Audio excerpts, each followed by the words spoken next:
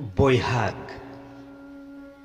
ঘৰৰ পিছফালে থকা পাকৰি গাছডালত পৰি কুলি চৰাইটোই কুহু কুহু বুলি মাতছি। তামোল গাছডালত থকা কপৌ ফুলগেলা থৌগা হৈ ফুলছি। মৌজাদাৰত তিৰিয়ে তাঁত বাতি কাঢ়ছি।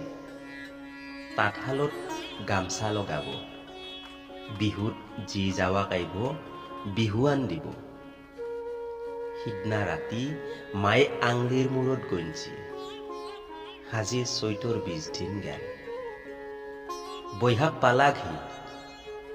হাঁহৰ ডিমা 4টামান, পাউৰা 1 যোৰা বিক্ৰী কৰি চলি দুটাক গেঞ্জি 2টা দিবা লাগিব। পিতেৰ চকুত চিন্তা। ঠেলাখান উইলে নিলেও ভাড়া নাপয়। 50 টাকা দিলি অটো ভানখানে থৈ আহে। ইবাৰ বোলে বহাগত মণ্ডলৰ পুতাকহাতে গুৱাহাটীত যাব। কিবা বোলে শ্বপিং কৰিব। কিলাৰ জহন প্লিয়াৰৰ লং পেণ্ট কিনব। হৰেণৰ দোকানত গধলা ফ্লেগ টানি টানি কৈ আছিল।